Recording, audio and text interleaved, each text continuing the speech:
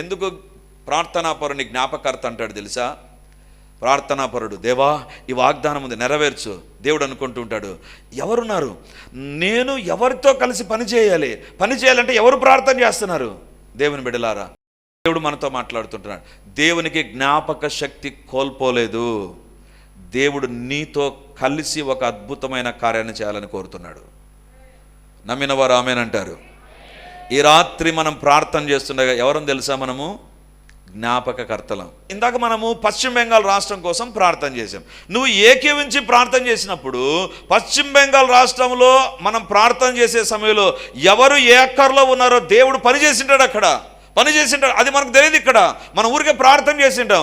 దేవుని దగ్గర జ్ఞాపకకర్తగా ప్రార్థన చేసినప్పుడు, ప్రార్థనలో ఏకీవించినప్పుడు God will do a miracle somewhere. ఎక్కడో కార్యం జరిగిస్తాడు. దేవుని బిడ్డలారా, ఈరోజు దేవుడు మనతో మాట్లాడుతున్నాడు. మన జీవితంలో మనం పరీక్షించుకుందాం.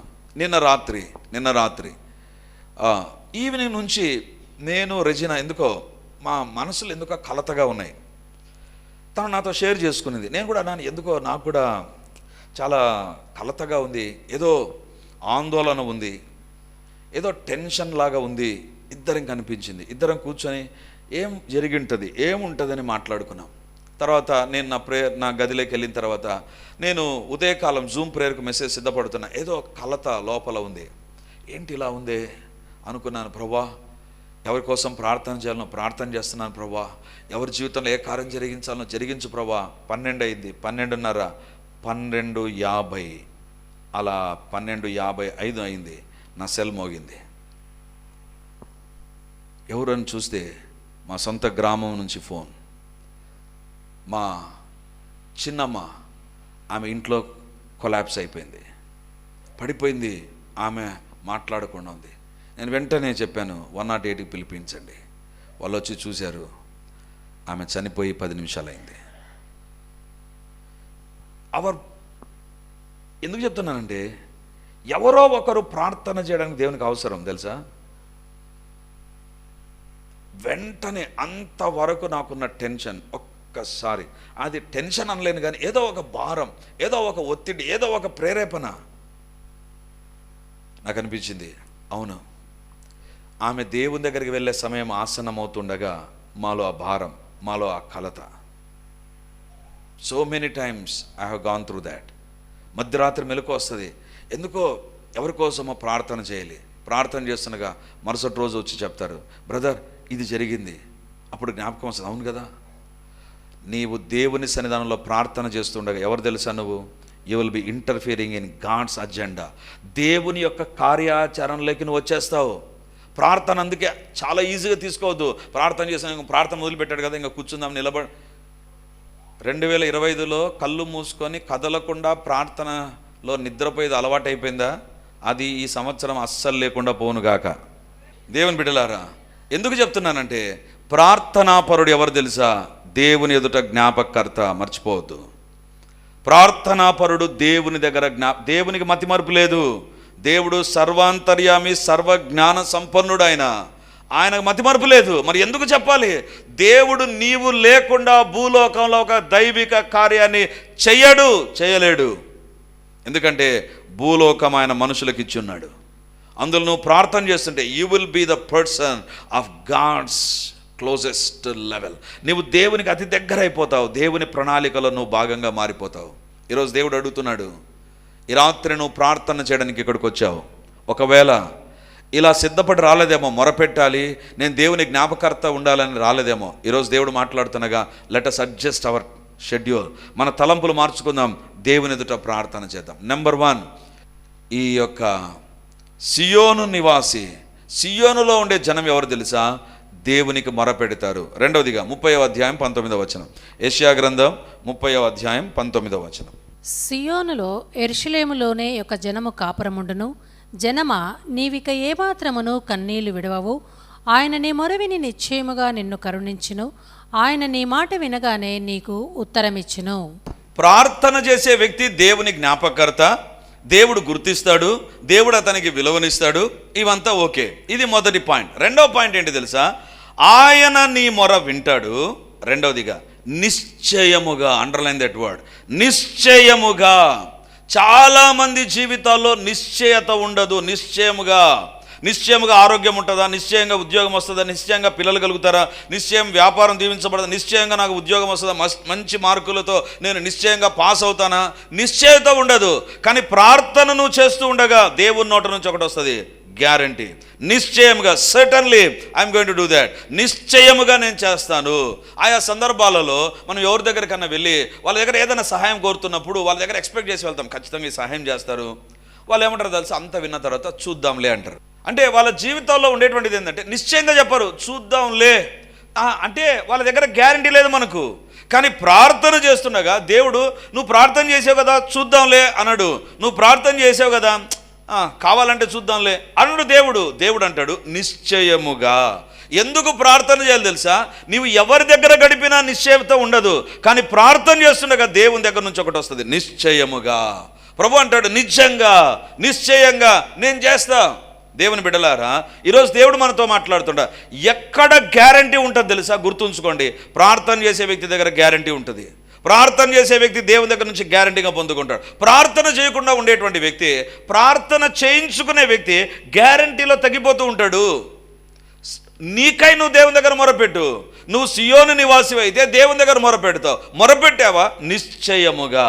నిశ్చయముగా అనే పదం అర్థం కావాలంటే ఒక వాక్య భాగాన్ని చూద్దాం. ఆదికాండం 17వ అధ్యాయం 17 నుంచి చదువుదాం. ఆదికాండం 17వ అధ్యాయం 17, 18, 19.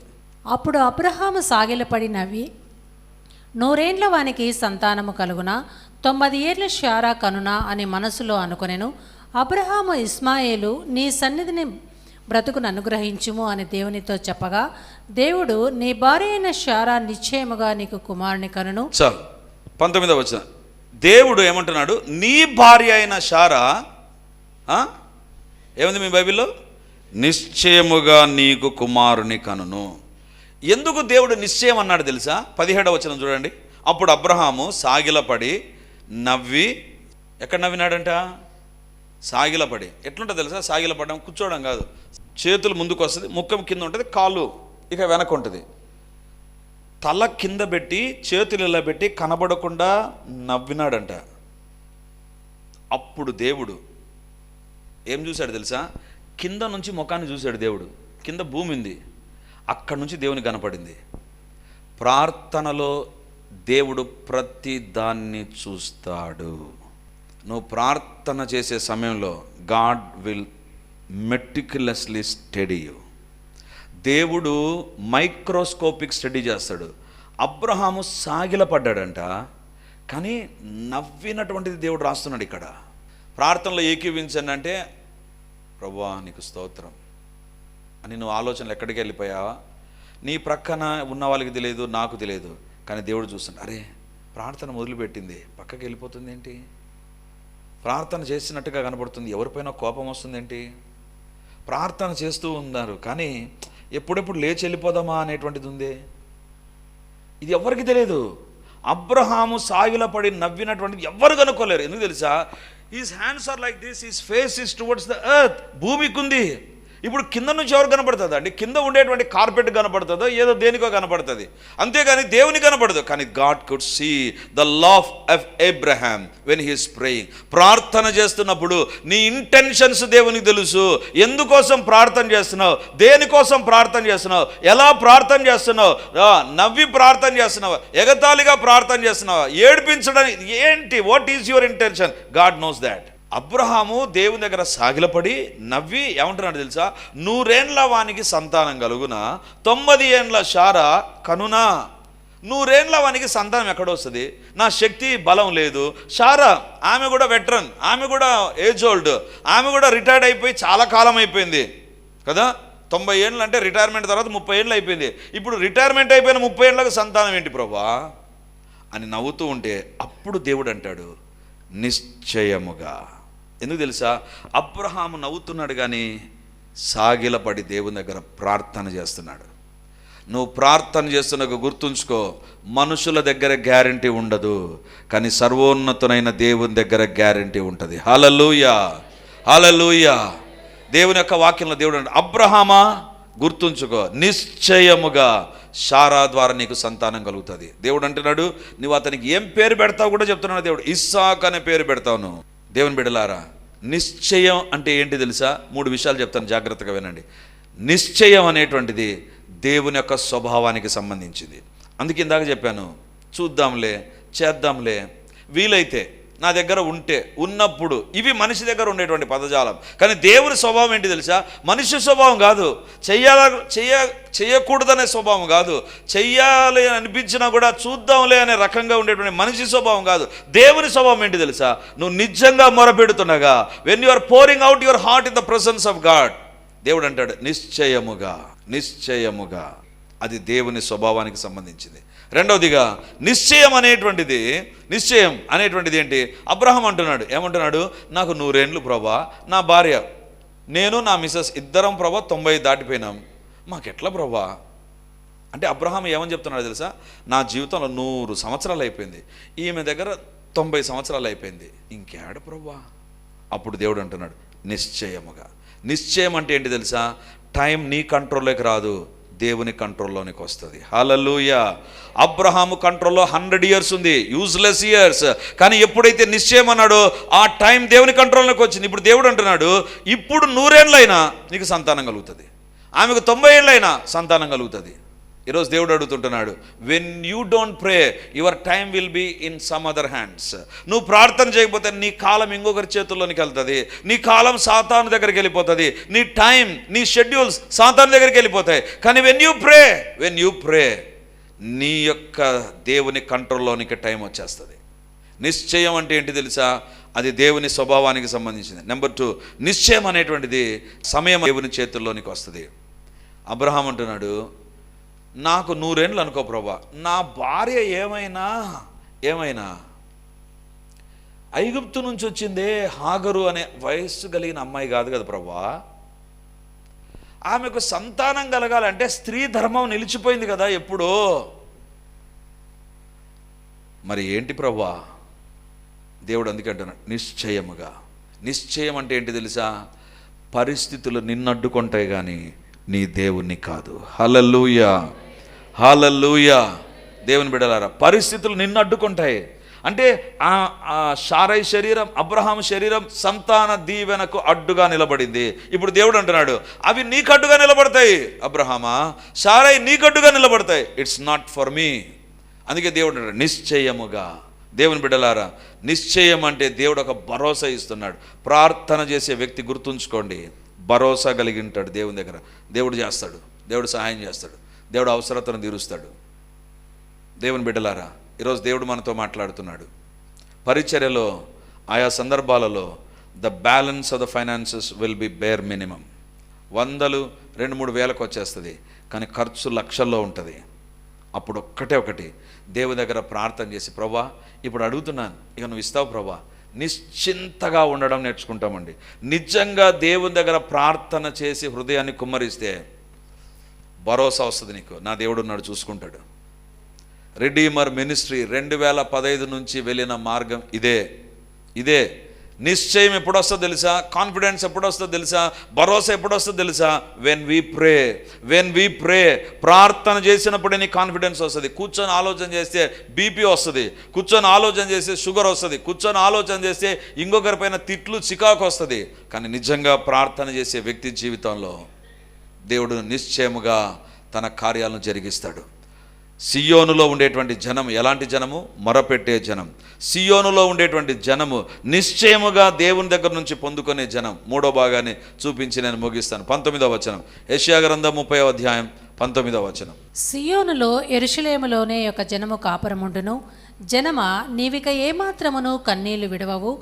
ఆయన నీ మొరవిని నిశ్చయముగా నిన్ను కరుణించును. ఆయన నీ మాట వినగానే నీకు ఉత్తరమిచ్చును. ఇక్కడ దేవుని యొక్క వాక్యంలో వ్రాయబడింది కరుణించును. ఏమంట? ప్రార్థన చేసే వ్యక్తి జీవితంలో అతడు మొరపెడతాడు, అది మొదటి అనుభవం. రెండవ అనుభవం, దేవుడు నిశ్చయంగా అతని జీవితంలో కార్యాలు చేస్తాడు. ఎలా చేస్తాడంటే దేవుడు కరుణిస్తాడంట. ప్రార్థన చేసే వ్యక్తి ఎదుట దేవుడు ఎలా కనపడతాడంటే కరుణించే వ్యక్తిగా కనపడతాడు. దేవుని బిడలారా, అంటే ఏంటి తెలుసా, నీ జీవితంలో ఎవరు నీ మొర వినకుండా, ఎవరు నీ ప్రార్థన వినకుండా, ఎవరు నిన్ను పట్టించుకోకుండా నీ శ్రమలో ఉండగా దేవుడు కరుణా సంపన్నుడుగా నీ దగ్గరకు వస్తాడు. వచ్చి ఆయన ఏం చేస్తాడో తెలుసా, నీ బలహీనతలో అందరూ నిన్ను విడిచిపెడతారు, అప్పుడు నువ్వు ప్రార్థన చేస్తుంటావు. నీ కష్టంలో అందరూ విడిచిపెడతారు, అప్పుడు నువ్వు ప్రార్థన చేస్తుంటావు. దేవుడు ఏం చేస్తాడో తెలుసా, వాళ్ళందరూ కఠినంగా వెళ్ళిపోయారు, ప్రార్థన చేసే వ్యక్తికి కరుణతో దేవుడు దిగి వస్తాడు. హల్లెలూయా. ఈ రాత్రి ఇక్కడ ప్రభు ఏ రకంగా ఉంటాడు తెలుసా, కరుణించే దేవుడుగా ఉంటాడు.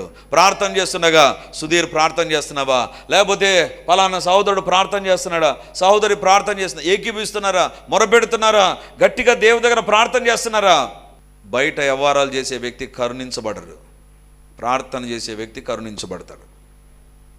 ఈరోజు దేవుని దగ్గర నాకు ఒక కోరిక ఉందండి, నేను ఒక్కనే అది చేశాను, కానీ టు సమ్ ఎక్స్టెంట్ నేను ఒక్కనే ఆల్ నైట్ ప్రేయర్ చేయాలి, ఎవరు ఉండకూడదు, నేను ఒక్కనే చేశాను 2-3 వరకు. ఇక కొంచెం కష్టమైపోయింది, ఎందుకంటే ముందు రోజు చాలా షెడ్యూల్ ఉన్నది నాకు. యాకోబు ఒక్కడు ఒకే ఒక ప్రార్థన అంశం నిమిత్తమై రాత్రంతా ప్రార్థన చేసి, దట్ వాజ్ ఎ ఛాలెంజ్. నేను ఎప్పుడు చెప్తాను, యాకోబు మనకు విసిరే సవాల్ ఏంటి తెలుసా, ఒకే ఒక ప్రేయర్ పాయింట్. ఇప్పుడు మీకు అందరికీ ప్రేయర్ పాయింట్లు ఇచ్చారు కదా, ఒక దాంట్లో 4 ఉంటాయి. యాకోబు దగ్గర ఒకటి, దేవా నన్ను దీవించు, నాకేం లేదు నన్ను దీవించు. ఈ ఒక్క ప్రార్థన రాత్రంతా చేశాడంటండి. ఆ దినాల్లో పాటలు లేవు, ఆ దినాల్లో పాటలు పాడడానికి టీం లేదు, టైం గడపడానికి. యాకోబు ఒక్కడు రాత్రంతా ప్రార్థన చేశాడంట. అది ఛాలెంజ్ క్రైస్తవ జీవితంలో. అందరితో కలిసి ఆమెనన్న తర్వాత ఇట్లా వదులుకొని మళ్ళీ కొద్దిసేపు అట్లా తిరిగి టీ తాగి, ఇది మామూలే. కానీ ఛాలెంజింగ్ ప్రేయర్ లైఫ్కి వద్దాం. సవాలుతో కూడిన ప్రార్థన మన జీవితంలోకి వచ్చును గాక. యాకోబులాగా ఒంటరిగా ప్రార్థన చేసే అనుభవం, అందరితో కలిసి ప్రార్థన చేస్తున్నాడు. Let your prayer move towards God. దేవుని దగ్గరికి వెళ్ళిపోవాలి ప్రార్థన. ఈరోజు దేవుడు అడుగుతున్నాడు, నీవు ఎప్పుడైతే మొరపెట్టి ఆయన దగ్గర ప్రార్థన చేస్తావో సియోను నివాసిగా, నీ ఎదుటికి దేవుడు వస్తాడు, నిశ్చయముగా నిన్ను కరుణిస్తాడు. కరుణించడం అంటే ఏంటి తెలుసా, కరుణ అంటే పోనీలే ఏడవాకులే, ప్రార్థన చేసావు కదా, సర్లే విన్నాలే, అర్థమైందిలే, అది కాదు కరుణ. దేవుడు అలా సోదే మాటలు చెప్పడు. పోనీలే ఏడవద్దులే, ప్రార్థన చేసావు కదా, ఇస్తాలే, ఎందుకు అంత గట్టిగా అది కాదు, అలా చేయడు ప్రభు. కరుణించడం అంటే ఏంటి తెలుసా, గాడ్ విల్ స్టార్ట్ చేంజ్, మార్పును ప్రారంభిస్తాడు. హల్లెలూయా. కరుణించడం అంటే మార్పు ప్రారంభమవుతుంది. ప్రార్థన చేస్తూ ఉండగా దేవుని కరుణ ఏం చేస్తుంది తెలుసా, నీ జీవితంలో కొత్త దానికి ప్రారంభాన్ని తీసుకొని వస్తాడు. నిజంగా నువ్వు మొరపెడుతూ ఉండగా his compassion is going to start a new thing. దేవుని బిడ్డలారా, అది ఎలా ఉంటుందంటే మీకు అర్థం కావడానికి ఒక జరిగిన సంఘటన చెప్తాను. ఒక 2 months బ్యాక్ విన్నాను నేను ఈ సంఘటన. హైదరాబాద్ నగరంలో ఒక 60 సంవత్సరాల వయసు ఉండేటువంటి ఒక తల్లి తన బిడ్డను హాస్పిటల్కి తీసుకొని వచ్చిందండి. నాకు ఈ సంఘటన కల్లారా చూసినటువంటి ఒక డాక్టర్ చెప్పినటువంటి సాక్ష్యాన్ని మీకు చెప్తున్నాను నేను. ఆమె తన బిడ్డను హాస్పిటల్కి తీసుకెళ్ళింది. వెరీ వెరీ క్రిటికల్ డిసీజ్, అదేదో గుర్తులేదు నాకు, బట్ ఆపరేషన్ చేస్తే లక్షలు అవుతుంది, ఖర్చు లక్షలు అవుతుంది. కానీ ఆమె చాలా పేదరికంలో ఉండేది. But she's a woman of prayer. ఆమె ఎలాంటి స్త్రీ తెలుసా, చాలా పేదరికంలో ఉండేటువంటిది, చాలా పేదరికం, ఇంత పేదరికం కాదు. అలాంటి పేదరికంలో ఉండేటువంటి ఆ తల్లి ఆ కుమార్ని తీసుకొని డాక్టర్ దగ్గరికి వచ్చింది. డాక్టర్ అన్నాడు, వెంటనే అడ్మిట్ చేయి, ఒక మేజర్ సర్జరీ కొన్ని గంటల సర్జరీ జరగాలి, ఇది సర్జరీ చేస్తే నీ కుమారుడు బతుకుతాడు, రెడీనా అని అడిగితే ఆమె ప్రక్కన నాకు ఈ సాక్ష్యం చెప్పినటువంటి డాక్టర్ నిలబడుకొనింది. ఆమె చూసిందంట, ఈమె చూస్తే ఇంత పేదరికంలో ఉంది, ఇన్ని లక్షలు ఎలా కడతాది? ఆమె ఏంటంట, ఖచ్చితంగా కడతాను డాక్టర్, నా దేవుడున్నాడు. ఆయన అడిగాడంట, ఏంటి దేవుడున్నాడా, డబ్బుందా అన్నాడంట. దేవుడున్నాడు, సర్లే డబ్బుందా, దేవుడున్నాడండి, ఖచ్చితంగా ఆపరేషన్ అయిపోయండి, డబ్బు ఇస్తాను నేను, మీ దగ్గర డబ్బు వస్తుంది. ఆ డాక్టర్ కొంచెం ఎగటంగా నవ్వి, సరేలే అడ్మిట్ చేయండి, చేద్దాం. ఈమె ప్రక్కన ఉన్నటువంటి డాక్టర్ ఆ పెద్ద ఆవిడని చూస్తుంది. ఆమె వాలకం చూస్తే, ఆమె డ్రెస్ చూస్తే ఆమె దగ్గర 100 రూపాయలు కూడా లేనటువంటి పరిస్థితి. ఇప్పుడు లక్షలు కట్టాలి. ఆపరేషన్ అయిపోయింది. ఒక 3 days తర్వాత ఈమె వెళ్ళింది. ఎప్పుడు తన రూమ్కి వెళ్ళినా ఒక పొజిషన్లో ఆమె కనపడుతుందండి. తన కుమారుని మంచం దగ్గర మోకరిల్లి ప్రార్థన చేస్తూ ఉంటుంది. గట్టిగా ఏం ప్రార్థన కాదు, కళ్ళు మూసుకొని గంటలు మోకరిల్లి ప్రార్థన చేస్తుంది. ఈమె అదే హాస్పిటల్లో వేరే వాళ్ళ కోసం వెళుతూ నాతో మాట్లాడిన ఆ లేడీ డాక్టర్ ఈమెను చూస్తూ ఉంది. ఈమె డాక్టర్ దగ్గర ఏమని చెప్పింది, లక్షలు ఇస్తానని చెప్పింది. ఆమె దగ్గర ఏమీ లేదు. వాళ్ళ కుమారునికి ఆపరేషన్ అయిపోయింది. ఈ డాక్టర్ వెకిలి నవ్వు నవ్వాడు. ఈమెమో దేవుని దగ్గర గంటలు ప్రార్థన చేస్తుంది. ఏం జరుగుతుంది? అయిపోయింది. ఒక 4-5 రోజులు అయిపోయింది. అబ్బాయి కాన్షియస్లోకి వచ్చాడు. ఐసీలోంచి బయటకు వచ్చారు. ఆ తర్వాత అన్నీ అయిపోయినాయి. అన్నీ అయిపోయిన తర్వాత ఏమో బిల్లు కట్టాలి. ఆ డాక్టర్ చెప్పాడు, రేపు బిల్లు కట్టాలమ్మా. సరే డాక్టర్. ఉందా డబ్బు? దేవునికి ప్రార్థన చేస్తున్నాను డాక్టర్. దేవునికి ప్రార్థన, డబ్బు ఇస్తావు కదా? ఇస్తాను. మరుసటి రోజు ఈమెకు టెన్షన్ స్టార్ట్ అయింది. ఎవరైతే ఈమెను గమనిస్తున్నారో ఆమెకు టెన్షన్. ఆమె ఏం చేసింది తెలుసా? ఈమె ఏం చేస్తుందో ఈమెకు టెన్షన్ అయిపోయి ఈమె ప్రార్థన మొదలుపెట్టింది. ప్రభా, ఆమెకు ఏదో ఒక రకంగా డబ్బు సాయం చేయి ప్రభా. దేవుని బిడ్డలారా, జరిగిన కార్యం ఏంటి తెలుసా? మరుసటి రోజు ఈమె వెళితే ఆమె మోకాళ్ళపైనే ప్రార్థన చేస్తుంది. వాళ్ళ కుమారుడు పడుకున్నాడు. ఆమె చేతుల్లో ఏమీ లేదు. ఆమె దగ్గర పర్సు లేదు. ఆమె దగ్గర బ్యాగ్ లేదు. ఆమె దగ్గర కవర్ లేదు. She was kneeling down. Hospital staff ఆమె దగ్గరకు వచ్చి, అమ్మా మిమ్మల్ని డాక్టర్ రమ్మంటున్నాడు. లేచింది, ధైర్యంగా పోతుందంట. ఈమె కూడా ఫాలో అయిపోయింది. డాక్టర్ దగ్గరికి పోయిన తర్వాత డాక్టర్ ఒక మాట అన్నాడు, అమ్మా నువ్వు డబ్బు కట్టొద్దు. ఈమె ఏమని తెలుసా? నాకు తెలుసు నా దేవుడు నాకు సహాయం చేశాడని. ఈ ప్రక్కన ఉన్న డాక్టర్కి అర్థం కాల. ఈ ఆపరేషన్ చేసిన డాక్టర్ ఏమో నువ్వు బిల్లు కట్టొద్దు అంటున్నాడు. ఏమంటుంది, నా దేవుడు నాకు సహాయం చేశాడని నాకు తెలుసు అంటుంది. ఈమె డౌట్ అంతా ఏంటంటే డాక్టర్ ఎందుకు డబ్బు కట్టొద్దు అన్నాడు.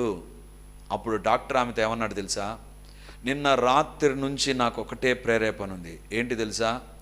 ఈ హాస్పిటల్ మా నాయన ప్రారంభించాడు. ఆయన యొక్క డెత్ యానివర్సరీ ఈరోజు. నిన్నటి నుంచి నాకు అనిపిస్తుంది, మా నాన్న డెత్ యానివర్సరీ రోజు ఎవరికొకరికి నేను సహాయం చేయాలి. నాకు అనిపించింది ఆ సహాయం నీకే నేను చేస్తాను. కాబట్టి నువ్వు డబ్బు కట్టాల్సిన పని లేదు. హల్లెలూయా. లక్షల రూపాయలు మాఫీ అయిపోయింది. ఆమె అంటది, నా దేవుడు నా ప్రార్థన విన్నాడు. హల్లెలూయా. సియోను నివాసి మొరపెడితే నిశ్చయముగా దేవుడు కరుణించక మానాడు. ఈరోజు రాత్రి ఎందుకు వచ్చాము ఇక్కడికి? Don't spend some time here and go. ఏదో సమయాన్ని గడిపి వెళ్ళిపోవడానికి వచ్చినట్లయితే యు ఆర్ సాడ్లీ మిస్టేకన్. చాలా తప్పుగా వచ్చేసాను. ఒక ఉద్దేశంతో రా. నా దేవుడు నా మొర వింటాడు, నన్ను కరుణిస్తాడు, నా జీవితంలో కార్యాలు జరిగిస్తాడు. ఆమె జీవితంలో కార్యాలు చేసిన దేవుడు ఈరోజు నీ కొరకు సిద్ధంగా ఉన్నాడు. నమ్మిన వారు ఆమెన్ అంటారు. ఆమెన్. దేవుని బిడ్డలారా, లైవ్లో చూస్తున్న దేవుని బిడ్డలారా, మీతో దేవుడు మాట్లాడుతుంటున్నాడు. నీ జీవితంలో కూడా are you going through the loneliness? ఒక ఒంటరితనంగా ఎవ్వరు నాకు సహాయం చేయలేరు అనుకుంటున్నావా? ఈ రాత్రి దేవుని దగ్గర మొరపెట్టు. యాకోబు మొర విన్నటువంటి దేవుడు, నా ప్రార్థన ఒక రోడ్లో విని టీవీ కార్యక్రమాలకు అవసరమైన డబ్బును సమకూర్చిన దేవుడు, ఇందాక చెప్పిన వృద్ధ స్త్రీ యొక్క జీవితంలో సహాయం చేసిన దేవుడు నీకు సహాయం చేయనుగాక. ఆమెన్. నీ బిడ్డగా నేను ప్రార్థన చేయాలి, నేను మొరపెట్టాలి. నా జీవితంలో ప్రార్థన నేర్పించు ప్రభా. దేవుని సన్నిధానంలో ప్రార్థన చేద్దాం. దేవుని సన్నిధిలో నిశ్చయమైన దీవెనలు ఉన్నాయి, మర్చిపోవద్దు. దేవుని దగ్గర ప్రార్థన చేస్తుండగా ఆయన నిన్ను కరుణించడానికి నీ దగ్గరికి వస్తాడు. నీ జీవితంలో ఖచ్చితముగా ఆయన కరుణించాడా, పరిస్థితులు రూపాంతరం చెందుతాయి. ఈరోజు దేవుని అడుగుదాం, ప్రభా ఇలా ప్రార్థించాలి. సియోనులో ఉన్న జనము వాళ్ళు మొరపెట్టే జనము. అవును దేవా, సియోను నివాసిగా మేము మొరపెట్టాలి, దేవుని సన్నిధిలో ప్రార్థించాలి, మొరపెట్టాలి. మా హృదయాంతరములోంచి ప్రార్థన రావాలి. అందరం కళ్ళు మూసుకొని దేవుని అడుగుదాం. దేవా, lord teach us to pray. మాకు నేర్పించండి ప్రభా. దేవా, మాకు నేర్పించండి నాయన, మాకు బోధించండి ప్రభా ప్రార్థన చేయడం. దేవా, నీలాగా ప్రార్థించాలి, మహారోదనముతో కన్నీళ్లతో ప్రార్థించాలి. దేవా, నాకు సహాయం చేయండి. నిజముగా మొరపెట్టే గుంపులో మనం ఉండాలి. ఏదో ప్రార్థన చేశారు అనేటువంటి ఆ యొక్క ఆత్మీయంగా పూరెస్ట్ ఆఫ్ ద పూర్ స్టాండర్డ్స్లో ఉండేటువంటి ప్రార్థన జీవితపు గుంపులో మనం ఉండకూడదు. దేవుని అడుగుదాం, ప్రభువా let me reach to the higher level of prayer life. దేవా నన్ను దర్శించు, నాలో ఈ ప్రార్థన దయచేయి, ఈ ప్రార్థన దయచేయి, ఈ ప్రార్థన అనుభవాలు దయచేయి. దేవా ప్రార్థన అనుభవాలు నాకు దయచేయి.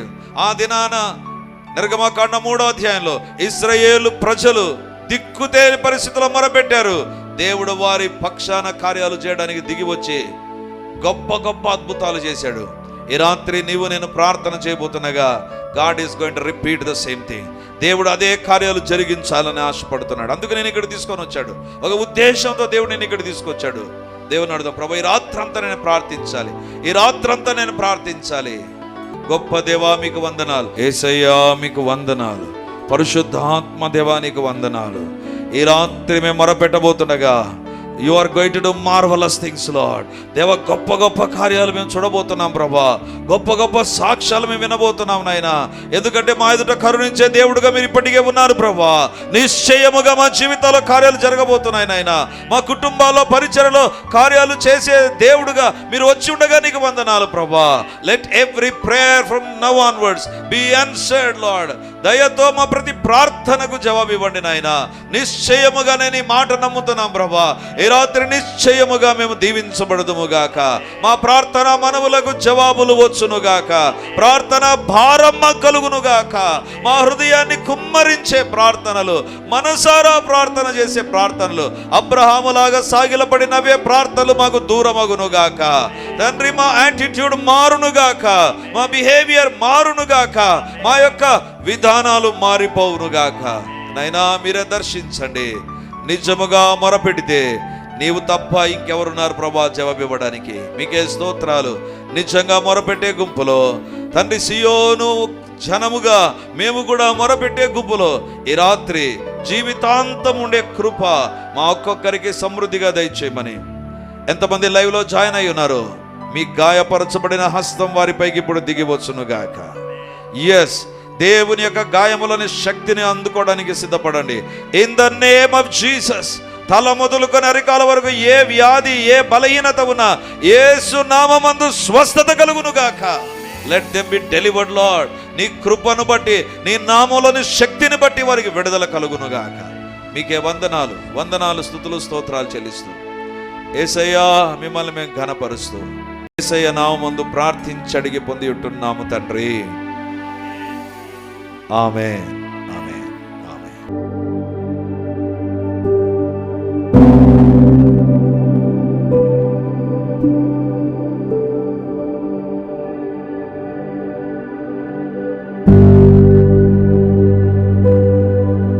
Praise the Lord. యేసుక్రీస్తు పరిశుద్ధ నామందు మీ ఒక్కొక్కరికి మా వందనాలు తెలియజేస్తుంటున్నాను. రిడీమర్ చర్చిలో మొదటి ఆరాధన 8 గంటలకు ప్రారంభమవుతుంది. రెండవ ఆరాధన 10 గంటలకు ప్రారంభమవుతుంది. మూడవ ఆరాధన సాయంత్రం 7 గంటలకు ఉంటుంది. దేవుని బిడ్డలారా, ఎవరైనా ఉదయం ఆయా పనులు కలిగి రెండవ ఆరాధనలకు రాలేకపోతున్నారని భావించి ఈ యొక్క మొదటి ఆరాధన ప్రారంభిస్తున్నాం. సో ఈ యొక్క అవకాశాన్ని సద్వినియోగం చేసుకొని దేవుని యొక్క సన్నిధికి వచ్చి దైవ దీవెనలు మీరు పొందాలని కోరుతున్నాం. మొదటి 2 ఆరాధనలు మాత్రమే ప్రభు బల్ల ఉంటుంది.